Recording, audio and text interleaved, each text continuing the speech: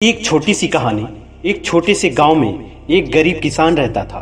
उसका नाम रतन था। रतन अपने छोटे से परिवार के साथ रहता था। उसकी पत्नी रानी और एक प्यारा सा बेटा था जिसका नाम मोहन था। रतन दिन रात मेहनत करता था लेकिन उसकी आय बहुत कम थी। फिर भी वह अपने परिवार को खुश रखने की पूरी कोशिश करता था। उसे अपने बेटे मोहन के भविष्य की बहुत चिंता थी। रतन हमेशा यह सोचता कि मोहन को पढ़ा लिखा कर कुछ बड़ा बनाना चाहिए ताकि वह भी उसकी तरह मेहनत न करे और खुशहाल जीवन जी सके।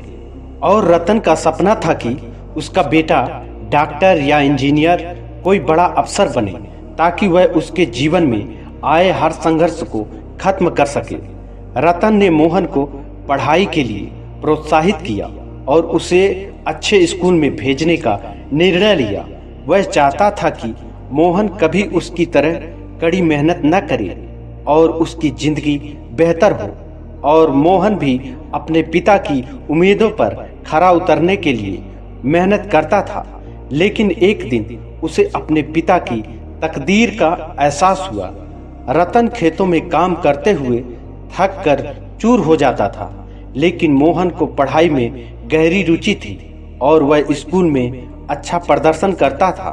एक दिन मोहन अपने पिता के पास गया और बोला, पापा, मुझे समझ में नहीं आता कि आप दिन रात इतनी मेहनत क्यों करते हैं जबकि मैं तो पढ़ाई करके कुछ बड़ा करना चाहता हूँ। और रतन ने मुस्कुराते हुए कहा, बेटा, यह मेरी तकदीर है कि मुझे खेतों में काम करना पड़ा, लेकिन तुम्हारी तकदीर अलग है।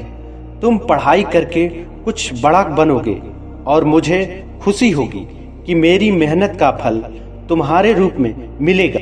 और यह सुनकर मोहन को समझ में आ गया कि उसके पिता ने अपनी जिंदगी का हर पल अपने बेटे के बेहतर भविष्य के लिए समर्पित कर दिया।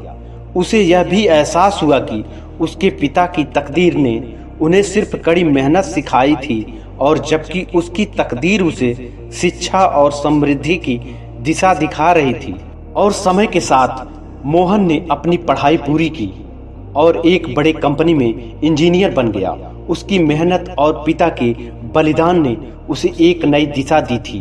रतन ने कभी अपने बेटे से कुछ नहीं मांगा लेकिन उसके बेटे का सफलता में उठता नाम ही उसकी असल खुशी थी।